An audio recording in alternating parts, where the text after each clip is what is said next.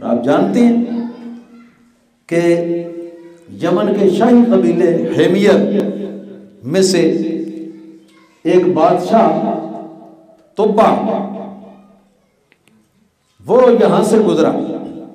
یمن سے شام کی طرف جاتے ہوئے، تو اس نے یہاں پر رک کر یہاں کے لوگوں کو بتایا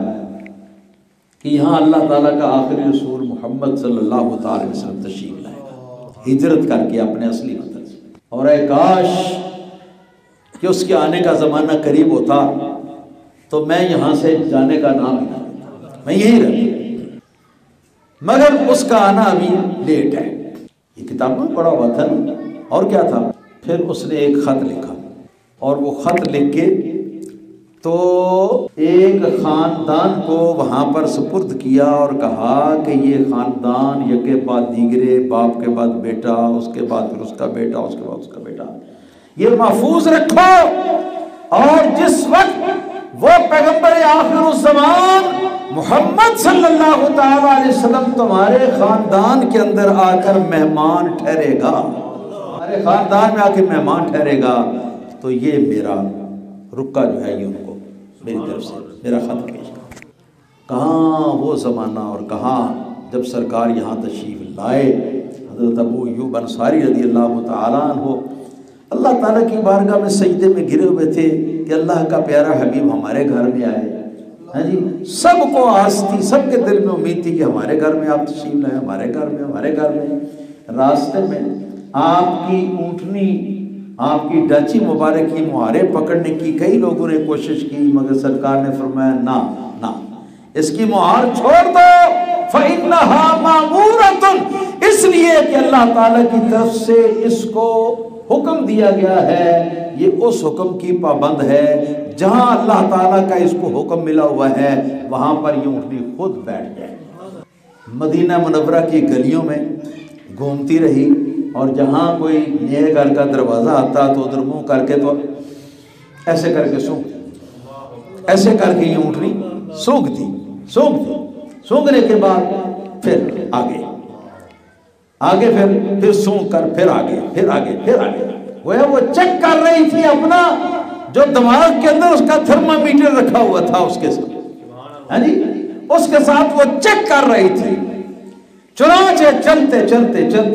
چلتے بڑے غریب حضرت سیدنا ابو ایوب انصاری رضی اللہ تعالیٰ عنہ تھے، اللہ تعالیٰ کی بارگاہ میں سجدہ ریز تھے کہ مولا کریم مجھ سے بڑے بڑے دولت والے، بڑے بڑے امیر لوگ بھی موجود ہیں، تو تیرے حبیب صلی اللہ تعالیٰ علیہ وسلم کہیں ان کے گھر نہ جا کے مہمان بن جائے۔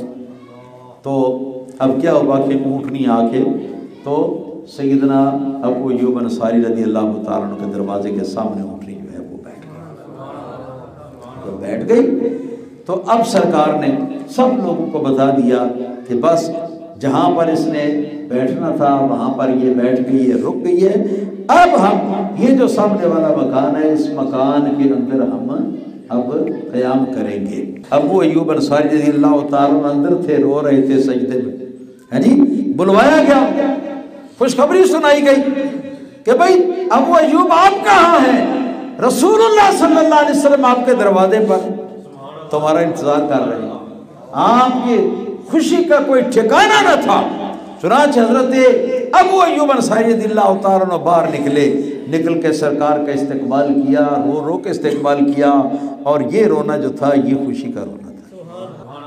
جی آپ کو پتہ ہے کہ رونا ایک ہوتا ہے غم کا رونا، ایک رونا خوشی کا ہوتا ہے۔ اچانک ایک خوشی کی بہت بڑی خبر کسی کو مل جائے نا، ہاں جی، بڑے انتظار کے بعد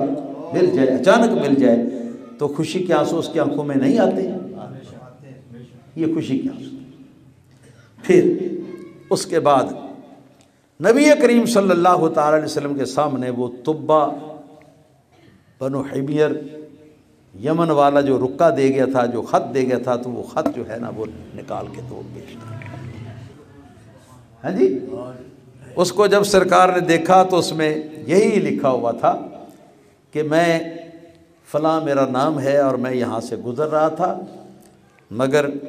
آپ کی ہجرت گاہ سے گزرتے ہوئے مجھے اس بات کا بھی پتہ تھا کہ ابھی آپ کے آنے کا ٹائم نہیں ہے جی، تو میں ایک یہ خط لکھ کر تو آپ کے لیے چھوڑ کے جا رہا ہوں، اور یہ خط جو ہے اس لیے لکھ کے جا رہا ہوں کہ میں آپ کو گواہ بناتا ہوں، آپ کو اس بات پر گواہ بنانا چاہتا ہوں کہ میں نے اس زمانے میں جب میں یہاں سے گزرا لا الہ الا اللہ محمد رسول اللہ پڑھ کر اسلام قبول کر لیا۔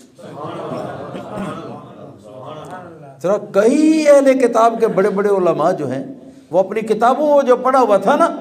ہاں جی، کہ سرکار تشریف لائیں گے، تو اس پڑھے ہوئے کی بدولت وہ سرکار دو عالم صلی اللہ تعالیٰ علیہ وسلم کے پاس آتے تھے اور آپ کی شناخت کرنے کی کوشش کرتے تھے، اور جب آپ کی شناخت کر لیتے تو پھر کیا ہوتا؟ گر کے قدموں پر وہ قرباں ہو گئے، پڑھ کے کلمہ وہ مسلمان ہو گئے۔